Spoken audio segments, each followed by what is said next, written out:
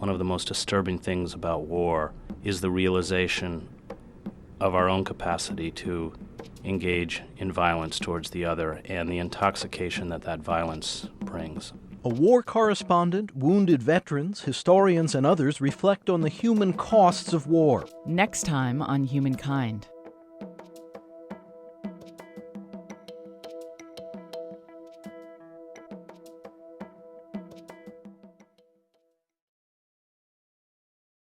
Major funding for this Public Radio International program is provided by the Corporation for Public Broadcasting. Additional support from the Colomb Foundation, the Compton Foundation, and the PRI Program Fund, whose contributors include the John D. and Catherine T. MacArthur Foundation. One of the most disturbing things about war is the realization of our own capacity to engage in violence towards the other and the intoxication that that violence brings. One understands in that kind of a situation how enticing unlimited power and the license to destroy not only physical buildings and villages but human lives, how godlike that is. And just watching it is disturbing. A war correspondent, wounded veterans, and others reflect on the human costs of war. You're listening to Beyond War, a documentary project from Humankind. I'm David Freudberg.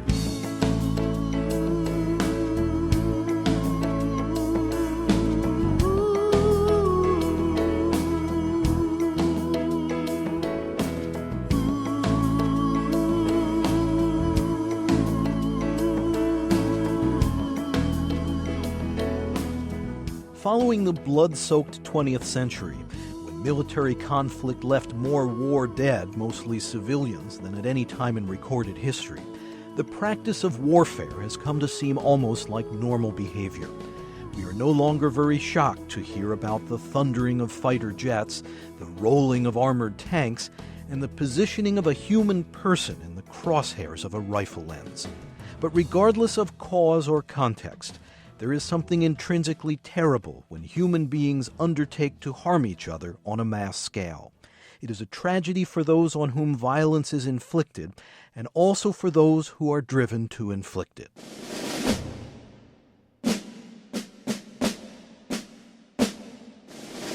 Everyone we've talked to about war, soldiers and peace activists, arms manufacturers and the wounded, historians and journalists, war makers and lawmakers, they all agree with a time-tattered observation that war is hell. It is an adage often recited and with little preventive effect. But is war a necessary evil? Or is it total madness? Does the waging of war with its fierce brutality degrade us, transform us into the enemy we so despise and fear? Or is it the high price we must pay for freedom and security on a violent planet? When you walk into a village in Bosnia or El Salvador or anywhere else in a combat situation, soldiers are already tense and nervous, and there has to be an almost instantaneous reaction in order to preserve your own life. Chris Hedges, author of War is a Force That Gives Us Meaning, is a longtime war correspondent for the New York Times. I remember in the war in Bosnia, the Muslims made a push outside the city, and a friend of mine who was a father and had been drafted into the army was with a unit that managed to make a small advance into one of the Serb suburbs around Sarajevo. He, as he was walking down the street, heard a noise at the opening of a door, and he turned and fired and shot dead a 12-year-old girl. This was an event from which he never recovered because he had a 12-year-old girl. And he spent the rest of the war as a broken shell of a man who tried to cope with the murder of a child. Having been with soldiers in that kind of a situation, I don't think you can fault them. That door opening up could have very well been a Serb gunner, and the few seconds that you would take to check the identity of the person behind the door could mean the difference between living and dying. But I think once they engage in the enterprise of war, and that powerful force, which is always part of being in combat of self-preservation, means that you take the life of the other to preserve your own life, even if that life is of a child. To wage war is to release from the bottle a wild genie who sets the rules of a vicious, escalating cycle. On the battlefield, you must kill or be killed, and might makes right, often at the cost of innocent lives. To some, those terms are always morally reprehensible, but others are willing to make war under certain conditions, like the terrorist attacks of September 11th, 2001. Freedom and fear are at war. We will rally the world to this cause by our efforts, by our courage. We will not tire, we will not falter, and we will not fail.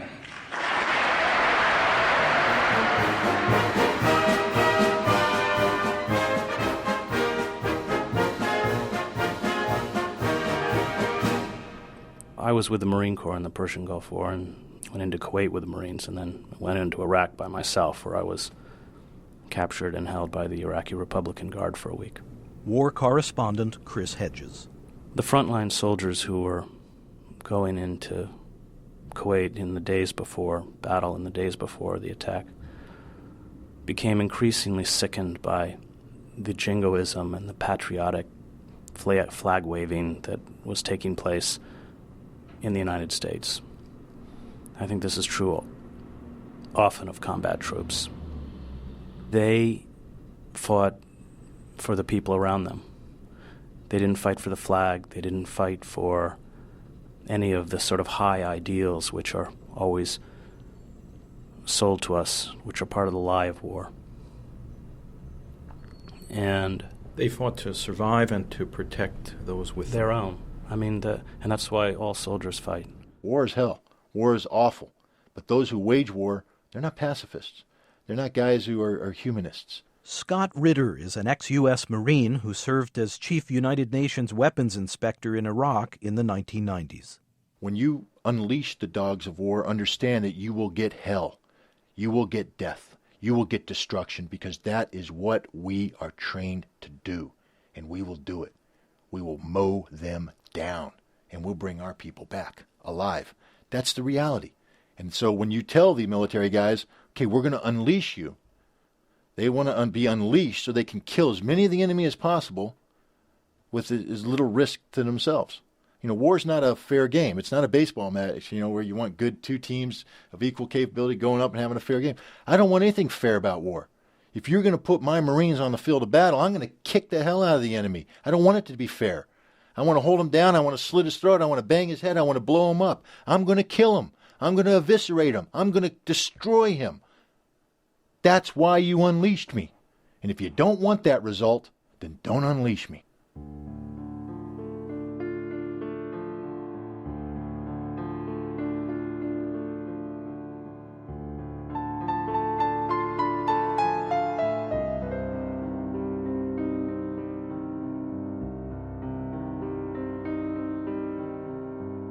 The ruthlessness of war is on gruesome display at military hospitals established to treat soldiers injured in combat. The popular TV series MASH played up an inescapable sense of the absurdity of military medicine, whose purpose is to preserve life in a war zone. Military doctors in real life can face large numbers of the wounded arriving at once. With limited resources, the physicians often must judge which injuries need critical attention and which injuries are likely to be fatal. The most urgent cases are head wounds and the hemorrhaging of the chest or abdomen. Surgeon John Hutton, now a brigadier general in the U.S. Army, treated soldiers in Vietnam. I spoke to him at an Army convention in Washington. What's the atmosphere like in a hospital operating room in a war zone when you just see body after body come in, wounded people in severe pain? You just take them one at a time. We had 6 operating rooms, 3 in each room. And as soon as we were finished with one, if there was another one ready, in he'd come and we'd just start working again. And I remember at times we'd have it almost over and you'd hear the helicopters coming. And that meant 6, 8, 10, 12 more. Very often the internists would sort of have things lined up for us. We'd go and make the final decision, and then one by one they'd be brought into the operating room, and we just go again. How do you reconcile, on the one hand, the oath that a physician must take to save life with the mission of an army in combat to destroy life? Well, we have never engaged in a war that wasn't brought about against us. In other words, sometimes you have to fight for your life and for your family's lives and for your country's lives. And when you're engaged in that kind of a battle, the taking of life, unfortunately, is necessary. And this is just a fact of history. It goes back to that most primordial of instincts, a survival instinct. Lieutenant Colonel Merritt Otto commands the Devon's Reserve Forces training area outside Boston. He wore Army battle dress when we talked at his office. If you're being attacked, your natural instinct is to defend yourself. It's basically just an extension of that notion, the notion of self-defense, that justifies the use of force, lethal force, if necessary. So you see military action, military intervention as essentially a case of the other guy started it and we're going to defend ourselves against it. Right. Yeah, I think that's why we use the term defense, national defense. We're in the defense industry. The notion that the United States has acted only in defense would be disputed by opponents of American military intervention in Iraq, Vietnam, Korea, and elsewhere. But the rationale for war is routinely characterized by governments as an act of self-defense. Joanna Burke, author of An Intimate History of Killing, is professor of history at the University of London. That's the most common claim. It's the claim made by states. After all, Hitler said that he was only acting in self-defense in 1939. Every government makes that. All sides use that defense. It also is a defense used at an individual level. Every single serviceman, combatant you talk to will say that he or she only killed in self-defense. It was either him or me. And of course, in modern warfare, that is absolute nonsense because the vast majority of killing takes place long distance, far up in the skies or miles away on the ground.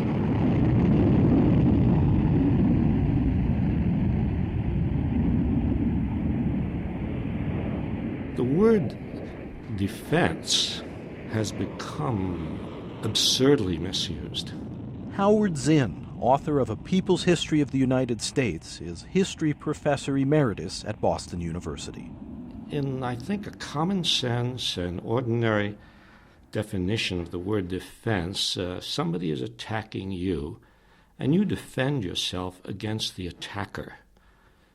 But the word defense has become so distorted that if somebody attacks you and you find out where that person lives, you go into that neighborhood and you destroy the neighborhood, and you call that defense.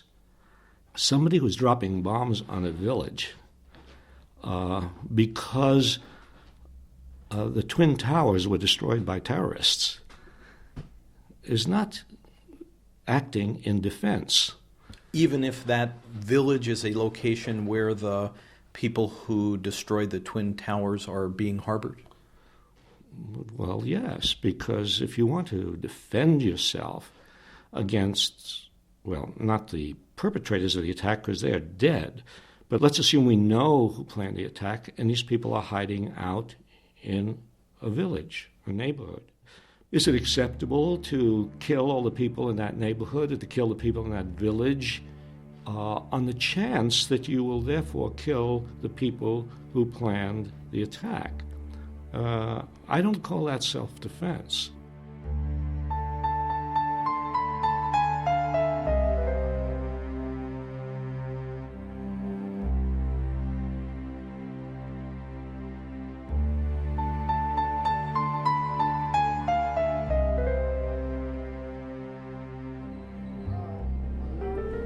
A place where there's ample time to contemplate questions of war and peace is here amid the intravenous tubing and the bedpans of the Hines VA Hospital outside Chicago. We visited the spinal cord unit to talk with veterans who sustained injuries while in the service. Attending the bedside of one paraplegic is a jovial World War II vet, Russell Tarver Jr., who has spent decades volunteering at the Veterans Hospital. I come the reason to take care of people who can't take care of themselves because I know how the feelings are, especially with spinal cord patients. And you can't wash your teeth, you can't wash your hands, you can't do this. And you have to depend on everybody to help you to survive your life. Mr. Tarver told me of his experience in war, including having been held as a POW. Well, I'd say I'm a professional killer, right? What do you mean? Because I served in the Marine Corps. So, I mean, which makes a lot of difference when you can go out not killing people for hire, but you're trained to kill people, trained to protect yourself and your loved ones. Did you ever have to kill anybody? Lots of time. Do you ever have to wrestle with regrets over the fact that you've participated in killing people? No, I guess I was a born killer. Because, I mean, I sleep good, I rest good, no psychiatric problems, no medicine. Because I train people to kill hand to hand, this and that, Take a comb and kill you in 10 seconds. We're trained that way. A lot of them don't practice it. I don't practice it on the outside, but it's possible. Overhearing our conversation from a bed nearby is a spinal cord patient, Chris Rowley Jr. He's thought a lot about the military since leaving active service in 1980. It's a license to kill. It's like once you go in, whatever they say do, it's done, or else you suffer the consequences. If they say go kill them people over there, you go in and kill them. Well, it's like when you signed on that dotted line, you became United States government property. It's just like this bed I'm laying in and stuff. This United States government property. I'm just like this metal.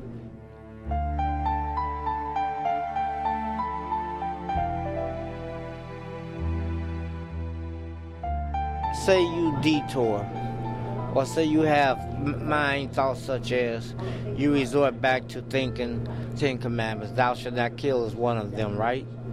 Now, they didn't give the orders to go over there to that little place over there and kill everybody that's moving. No questions asked. If you don't do it, you'll be court-martialed and locked up and thrown away the key because you won't win. It's fear set in basic training. When they push people too hard, I've seen it happen. I've seen this. A guy. Does it sort of break the person? It break you, it break them, and it break your spirit too. Because I was in basic training with a guy from Iceland. He was 6'4". They had us standing so long in the sun, he fell flat on his face. Drill instructors ran up to him and was kicking him and everything, talking about get up, get up. I'm standing behind him with my knees shaking and everything, scared to death, hoping, praying to God that I don't fall, because I'm finna face the same kind of treatment, and I'm just in basic training. So was that dehumanizing to you? Yeah. Of course it was. And we ain't even facing the enemy yet, you know what I mean? So it's a hellified situation, Army drill exercises at the Devens training area in Massachusetts. Left right, DSS! Left right, DSS! My body's in a foxhole. My body's in a foxhole. A bullet in his head. A bullet in his head. The medic says he's wounded. The medic says he's wounded. But I know he's dead. But I know he's dead. New arrivals to the military routinely undergo the strict regimentation of basic training. It is psychologically designed to instill unquestioning obedience by soldiers to the chain of command. On entering the military, soldiers must swear an oath that they will kill if ordered. This can set up a deep conflict with the norms of civilian society, where deliberate killing is considered the most grievous crime a person can commit. Moral and religious strictures against murder run deep. The military must override this basic reflex and also the impulse to flee danger in order to prepare soldiers for war. It is accomplished in part by a system of rigid submission to authority. U.S. Army Lieutenant Colonel Merritt Otto says new soldiers are often in for a rude awakening. Every freedom you can imagine is controlled and restricted. You're told how to stand, how to talk, how to eat, how to walk, when to run. You virtually relearn how to exist in a very structured environment. It teaches you things like daily routine. Virtually everything you do is somewhat controlled. I guess with some people, they're trained, to take orders, whether they want to or not. Gordon Willis is a spinal cord patient at the Hines Veterans Hospital in Illinois. On both sides, they're trained to do that. If you know that one side was trained to do the same to you, and you was trained to do the same to them, you have no other choice. You have no other choice, but to do what the higher ranking person tells you to do. Orders have to be obeyed down the line.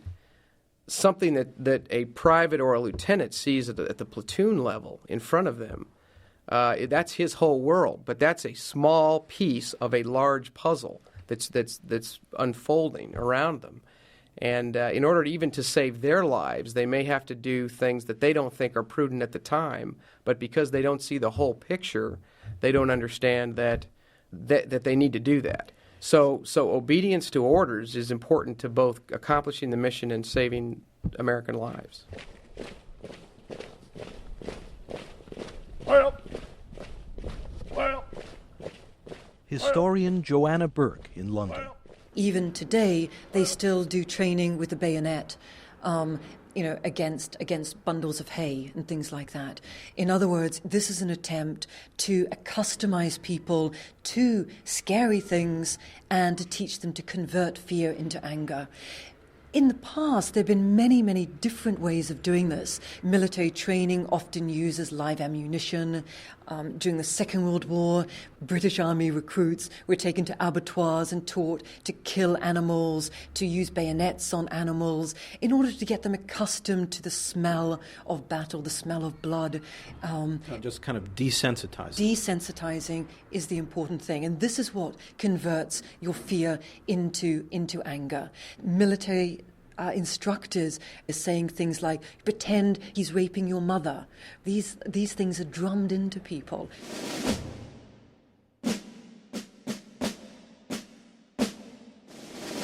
War planners know that normal human sensitivities can hamper military efficiency and effectiveness.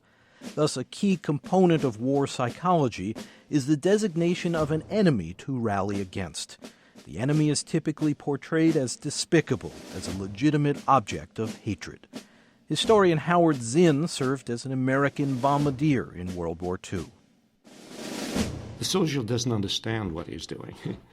He doesn't understand that he's ignoring this person's humanity, because the word humanity doesn't enter into it, because what he is acting against is something inhuman, an object, an abstraction. And the enemy is not really a human being. The enemy is a symbol. If the person who is the enemy suddenly shows a human form, the soldier reacts differently. I remember George Orwell talking about his experience in the Spanish Civil War, aiming his rifle at a member of Franco's army, a fascist, you might say, although that's another label we apply very easily to any poor joker conscripted into somebody's service, you see. But yes, somebody fighting on the fascist side, he's aiming his rifle at them. And the person he's aiming his rifle at is losing his pants. And Orwell says, I couldn't fire. Because suddenly the man's losing his pants made him human to me. And so I believe that it's necessary for the humanity of that person to be absolutely removed from the mind of the person who is doing the killing in order for that killing to take place. We don't simply choose any enemy. We choose enemies that we've already built up pictures of, images of, over long, long periods. Historian Joanna Burke. We all know how to hate. We all know who the baddies are. And even though they may live next door to us, we may even give them a cup of coffee every now and then, it doesn't take much for societies to suddenly gel around the fact that we must do something, we must get rid of these people, that somehow all of a sudden this neighbor is a threat to us. Time and again, these enemies that we are identifying are people who we've lived very happily with, are people, are countries that we've traded with and have had reasonably good communications with. I think it requires that the person who is doing this awful damage justify it in human terms, justify it in terms of saving life. Maybe not saving life immediately, but saving life in the future. Now, this is a preventive action. I'm killing this person, destroying people who live in this village, because if I don't, the consequences will be worse for human beings. I suppose it's a tribute to the human race that people need moral justification for the terrible things they do.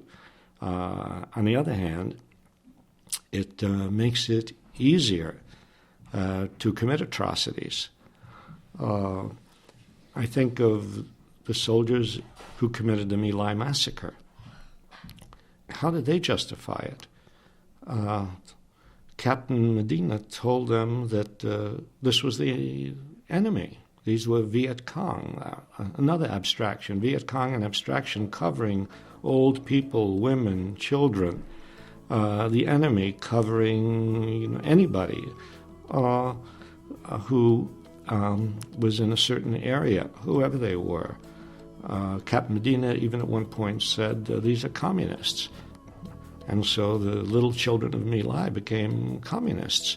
And once you have been told that communists are evil and that killing communists is good, then you don't have to think about it anymore. You're listening to Beyond War, a documentary project from Humankind. I'm David Freudberg. Studio recording by Steve Colby. Editorial assistance from Francis McGovern and Kathy Graham. Music performed by Brad Hatfield. Research assistance by Erzeli Coquillon. Our program is presented by Human Media in association with The Network Incorporated. Program development and support provided by Shart Media. We're distributed by PRI, Public Radio International. If you'd like to purchase a cassette copy of Humankind by phone, please call toll-free 1-800-5-LISTEN. That's 1-800-5-LISTEN. To learn more about this and our other programs and to hear selected episodes online or to order tapes online, check our website, humanmedia.org. That's humanmedia.org. We'll give that again in a moment. Major funding for this program is provided by the Corporation for Public Broadcasting. Additional support comes from the Colomb Foundation, the Compton Foundation, and from this station and the Public Radio International Program Fund, whose contributors include the John D. and Catherine T. MacArthur Foundation. Again, for tapes of Humankind, call 1-800-5-LISTEN, and our web address is humanmedia.org. This segment of Beyond War is Humankind program number 62 from PRI, Public Radio International.